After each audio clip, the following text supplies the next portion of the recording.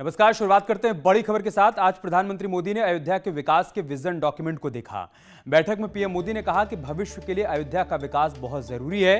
प्रधानमंत्री ने कहा कि विकास से श्रद्धालु और पर्यटकों को फायदा होगा। पीएम मोदी ने कहा कि अयोध्या के विकास में युवा वर्ग भी हिस्सा ले। साथ ही पीएम ने कहा कि आने वाली पीढ़ियां अयोध्या दर्शन करें। इन तमाम बातों का जिक्र आज उन्होंने इस वर्चुअल बैठक के दौरान किया है। अयोध्या के विकास के विजन डॉक्यूमेंट को देखा है प्रधानमंत्री मोदी ने, और इस दौरान उनकी तरफ से जो बड़ी बातें कही गई हैं वो भी हम आपको बता रहे हैं। बैठक में पीएम मोदी ने कहा कि भविष्य के लिए अयोध्या का विकास बहुत जरूरी है। प्रधानमंत्री ने कहा कि विकास से श्रद्धालु और पर्यटकों सभी को फायदा होगा। पीएम मोदी ने कहा कि अयोध्या के विकास में युवा वर्ग भी हिस्सा लें। साथ ही पीएम ने कहा कि आने वाली पीढ़ियां अयोध्या दर्शन जरूर करें।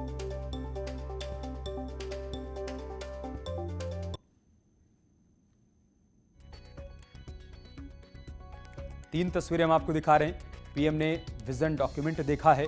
अयोध्या का विकास कैसे किया जाएगा उसका खाका इस डॉक्यूमेंट में तैयार किया गया है, जिसका बारीकी से प्रधानमंत्री मोदी ने अवलोकन किया है। भविष्य की अयोध्या का खाका खींचा गया है। आने वाले समय में अयोध्या कैसे आपको देखने को मिलेगी, अयोध्या की सूरत कैसे बदलने वाली है, उसका खाका तैयार किया गया है। और आप देखिए कि इस बैठक में सीएम योगी भी मौजूद थे। उनके साथ उत्तर प्रदेश के दोनों डिप्टी सीएम भी इस बैठक का हिस्सा थे। इस दौरान यही तय किया गया कि भविष्य की अयोध्या, राम की अयोध्या कैसी होगी।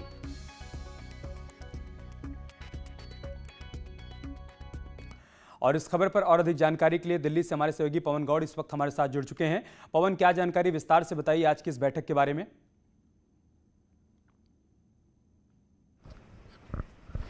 देखिए, मैं आपको बताना चाहूंगा कि जो बैठक हुई और जो अयोध्या का विजन डॉक्यूमेंट आज प्रधानमंत्री ने देखा, उससे कहीं ना कहीं संतुष्ट दिखे प्रधानमंत्री। प्रधानमंत्री की जो सरकारी सूत्र है उनकी तरफ से कहा गया कि जो विजन डॉक्यूमेंट सरकार के द्वारा तैयार किया गया है वो भविष्य की अयोध्या को एक बहुत भव्य रूप देने वाला है, दिव्य रूप देने वाला है। और एक जो प्रधानमंत्री का विजन है भारत को लेकर, अयोध्या को लेकर, राम मंदिर को लेकर, उन जो विजन है उसको सार्थक करता हुआ कहीं ना कहीं नजर आता है। अगर प्रधानमंत्री की खुद की बात करें तो उन्होंने कई सारे इनपुट्स अपनी तरफ से इसको दिए। जैसे कि हम आपको बताएं कि प्रधानमंत्री ने कहा कि जिस तरह से भगवान राम सबको अपने साथ लेकर चलते थे, उसी तरह अयोध्या का विकास सबके सहयोग से हो। खासकर युवा वर्ग के पास जो ताकत है, जो उनके पास स्किल्स है, उसका उपयोग अयोध्या के विकास के अंदर होना चाहिए। उसके साथ साथ उन्होंने कहा कि अयोध्या में जो भी आए उसको पूरी सुविधाएं मिलें, चाहे वो घूमने के पर्पस से आए या वो दर्शन करने के पर्पस से आए, तो उसको सारी सुविधाएं वहां मुहैया होनी चाहिए। चाहे वो एयर कनेक्टिविटी की बात हो, चाहे वो रोड कनेक्टिविटी की बात हो, चाहे वो ट्रेन की कनेक्टिविटी की बात हो, वहाँ होटल्स की डेवलपमेंट की बात हो, वहाँ की जो बाजार है, सड़कें हैं, उन सब चीज़ के डेवलपमेंट की बात हो। उसके साथ साथ प्रधानमंत्री ने कहा कि वो चाहते हैं कि अयोध्या का विकास ऐसे हो जैसे कि जो हमारी फ्यूचर जनरेशन है उसको ज़िंदगी में एक बार कम से कम ऐसा ज़रूर लगे कि उनको एक बार अयोध्या ज़रूर जाकर वहाँ दर्शन करने चाहिए, वहाँ अयोध्या के भव्य स्वरूप को देखना चाहिए। तो ये सब बातें प्रधानमंत्री के द्वारा कही गई और उन कहीं ना कहीं संतुष्ट दिखे जो विजन डॉक्यूमेंट से। अब कुछ वक्त बचा है। प्रधानमंत्री ने कहा कि अब जल्दी से जल्दी जो विजन डॉक्यूमेंट है उसको धरातल पर उतारने की जरूरत है, क्योंकि लगातार अयोध्या राम मंदिर को लेकर बीजेपी का जो 1989 में एक जो अधिवेशन हुआ था उसमें एक प्रस्ताव पास हुआ था भव्य राम मंदिर के निर्माण को लेकर।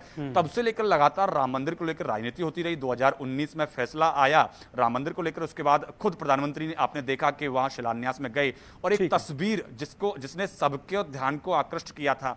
जब रामलला के सामने प्रधानमंत्री जाते हैं तो साष्टांग दंडवत करते हैं। तो आप समझ सकते हैं कि प्रधानमंत्री के लिए कितना महत्वपूर्ण है भगवान राम के दिव्य और भव्य मंदिर का निर्माण। तो वो कोई भी कोर कसर छोड़ना नहीं चाहते दिव्य और भव्य अयोध्या के निर्माण में। बहुत शुक्रिया आपका हमारे साथ जुड़ने के लिए, तमाम जानकारी विस्तार से हम तक पहुंचाने के लिए। इस बैठक के बाद डिप्टी सीएम केशव मौर्य ने कहा कि अयोध्या के विकास को लेकर पीएम मोदी का मार्गदर्शन सबको मिला है। जी, हमारे दूसरे उप मुख्यमंत्री साथी और हमारे माननीय मंत्रीगण और सब अधिकारीगण सबके साथ जो आज की बैठक में उन्होंने मार्गदर्शन दिया है वह अभूतपूर्व है। अयोध्या नाथ भगवान श्री राम ला की जन्मभूमि और वहाँ पर बनने वाला जो भव्य मंदिर है, और उस भव्य मंदिर के साथ साथ और क्या क्या करना चाहिए उस पर बहुत सारी बातें बताई गई हैं, जिनकी मैं समझता हूं कि अभी तुरंत चर्चा करना तो उचित नहीं होगा, लेकिन उन्होंने बहुत व्यापक विजन दिया है।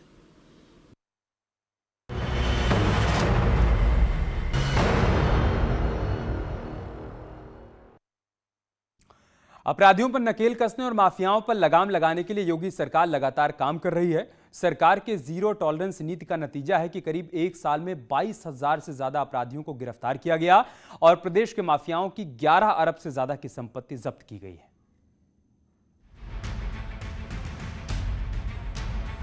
वो नाम जिनके डर से कभी उत्तर प्रदेश में खौफ था, जिन माफिया गैंगस्टर गुंडों के पास बदमाश और अपराधियों की बड़ी फौज थी, आज वो सभी योगी राज में पस्त हो चुके हैं। काली कमाई से बनाई गई 11 अरब के काले साम्राज्य पर सरकार ने बुलडोजर चला दिया। उत्तर प्रदेश सरकार ने इन माफियाओं के खिलाफ एक्शन लेकर 11 अरब 28 करोड़ 23,97,846 रुपए की चल अचल संपत्ति जब्त की है। क्राइम से हुई कमाई पर योगी सरकार का कहर जारी। माफिया मुख्तार अंसारी, अतीक अहमद, विजय मिश्रा, सुंदर भाटी या तमाम शराब माफिया जिन्होंने क्राइम से की है बड़ी कमाई, उनकी संपत्तियों को जब्त करने का काम लगातार जारी है। पिछले 15 महीनों में पुलिस और प्रशासन जब एक और एक 11 हुए तो 11 अरब से ज्यादा की अवैध संपत्तियों को सीज या उनका ध्वस्तीकरण किया गया। उत्तर प्रदेश सरकार की करीब एक साल की रिपोर्ट बताती है कि प्रदेश में माफियाओं की कमर टूट चुकी है। माफियाओं की 11 अरब से ज्यादा की संपत्ति जब्त। 11 अरब 23,97,846 की संपत्ति जब्त। जनवरी 2020 से अप्रैल 2021 तक 5,558 केस दर्ज। इस दौरान करीब एक साल में 22,259 अपराधियों पर कार्रवाई की गई। अवैध अर्जित या गलत तरीके से जो बनाए गए संपत्तियां थी उसका ध्वस्तीकरण किया गया है, जिसकी कुल राशि 11 अरब 28 करोड़ 23,97,846 रुपये के लगभग है। यहाँ बताना उचित होगा कि शासन के द्वारा ऐसे 25 अपराधी चिन्हित हैं तथा डीजी मुख्यालय के द्वारा ऐसे 8 अपराधी चिन्हित हैं जिनका नियमित अनुश्रवण महानिदेशक कार्यालय से दिन प्रतिदिन होता है और उसी के परिणाम स्वरूप इतने अच्छे रिजल्ट्स आए हैं और जनमानस में एक कानून के प्रति आस्था की भावना जागृत हुई है। उत्तर प्रदेश में माफिया राज कायम करने में हिट लिस्ट में मुख्तार अंसारी, अतीक अहमद, ध्रुव सिंह उर्फ कुंटू सिंह, सुंदर भाटी, बदन सिंह बद्दो और विकास दुबे का नाम हिट लिस्ट में रहा है। लेकिन योगी राज में गैंग चलाने वाले इन माफियाओं का शटर डाउन हो चुका है। विकास दुबे और उसके गैंग का एनकाउंटर हो चुका है। बाकी बाहुबली जेल की हवा खा रहे हैं। अब बंदूक के बल पर बनाई गई उनकी अवैध संपत्ति पर लगातार कार्रवाई चल रही है।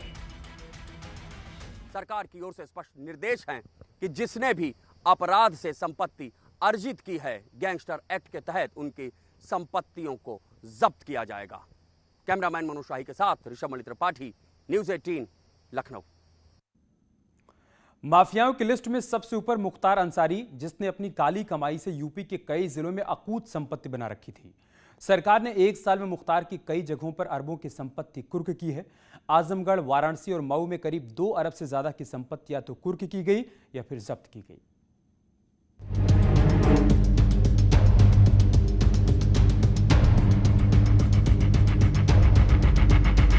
अपराध और राजनीति के कॉकटेल से माफिया बना मुख्तार योगी सरकार में जेल की हवा खा रहा है।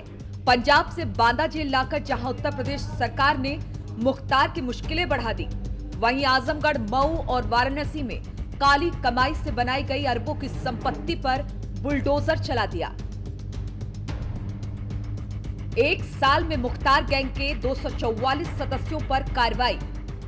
आजमगढ़, मऊ, वाराणसी में कार्रवाई। 1 अरब 94 करोड़ से ज्यादा की संपत्ति जब्त, गैंग से 158 अपराधी गिरफ्तार, 122 असलहों के लाइसेंस रद्द किए गए। हमारा पहला उद्देश्य रहा कि जो इनका इकोनॉमिकल स्रोत हैं या इलीगल उसको ध्वस्त किया जाए। उसी कड़ी में अब तक हम लगभग 424 करोड़ का आर्थिक नुकसान इन माफिया गैंगों को, अन्य अपराधियों को दे चुके हैं। इस 424 करोड़ का यदि मैं आपको ब्रेकअप बताऊं तो 152 करोड़ का प्रॉपर्टी का ध्वस्तीकरण हुआ है, जो इलीगल रूप से मॉल, मकान, होटल, हॉस्पिटल बना रखे थे और सरकारी ज़मीन कब्जा कर रखी थी। 211 करोड़ का 14 गैंगस्टर एक्ट में जब्त की गई है और लगभग 62 करोड़ की जो मासिक आय जो वार्षिक आय थी, जो सबको दिखाई पड़ रही थी, जैसे इलीगल स्लॉटर हाउस चल रहे थे, इलीगल कोयले का धंधा हो रहा था, इलीगल मछली का धंधा हो रहा था और बहुत सारी ऐसी चीज़ें थी, उनको बंद कराया गया है। इसके साथ साथ जो पूर्वांचल के कई जिलों में जो एक छत्र राज था विभिन्न गैंगों का, उसको हमने बंद कराया। और इसमें मैं बेका आपने पूछा मुख्तार अंसारी गैंग के बारे में, तो इनको टोटल 286 करोड़ का हम लोगों ने आर्थिक लॉस दिया है, जो इनके द्वारा इलीगल रूप से किया जा रहा था। किसी समय पूर्वांचल में दहशत का पर्याय बन चुके मुख्तार अंसारी के खिलाफ वाराणसी में ही नहीं बल्कि मऊ में भी उसकी करोड़ों की संपत्ति जब्त की गई। मऊ जिले में बाहुबली विधायक मुख्तार अंसारी और मुख्तार अंसारी के सहयोगियों के खिलाफ लगभग करोड़ों की संपत्ति जब्त कर ली गई है। वहीं आपको बता दें कितने मकानों को अभी ध्वस्त कर दिया गया है। यहाँ मछली व्यापारी हो या अवैध संपत्ति जब्त की गई हो, जिसको सरकार पूरी तरीके से जब्त कर ली है। वहीं आपको बता दें यहाँ पे FCI गोदाम है, जहाँ से मुख्तार की सालाना इनकम 1 करोड़ 80 लाख रुपए है, जिसको भी सरकार ने अपने सरकारी फंड में जमा कर लिया है। योगी सरकार की इस लिस्ट में सिर्फ मुख्तार ही नहीं बल्कि उत्तर प्रदेश के बड़े बाहुबली माफिया शामिल हैं, जिन पर लगातार शिकंजा कसता चला जा रहा है। रही बात मुख्तार की, तो पूर्वांचल में अकेले मुख्तार को 286 करोड़ की आर्थिक चोट पहुंची है। पूर्वांचल में आंकड़ा 450 करोड़ के ऊपर है और अकेले मुख्तार अंसारी गिरोह पर ही 286 करोड़ के आसपास आर्थिक चोट पहुंचाई गई है। खास बात यह है कि इससे पहले जब कभी डुगडुगी और नगाड़े बजते थे तो माफियाओं के एहतराम में, उनके रसूख में बजते थे, लेकिन पहली बार डुगडुगी बजी है तो उनकी ज़मीन या तो ध्वस्त की गई है या जमींदोज की गई है या जब्त कर ली गई है। और यही मिशन माफिया योगी सरकार का अभियान है। कैमरा पर्सन पंकज सिन्हा के साथ उपेंद्र द्विवेदी, न्यूज़ 18 वाराणसी। और बात करते हैं मिशन संजीवनी की। वैक्सीन को लेकर लोगों के अंदर घर कर गए डर और आशंकाओं को दूर करने के लिए स्वास्थ्य विभाग ने गुजरात में एक अनोखी मुहिम शुरू की है। गांव के प्रभावशाली लोगों की मदद से शुरू किए गए इस अभियान का अब सकारात्मक असर भी देखने को मिल रहा है।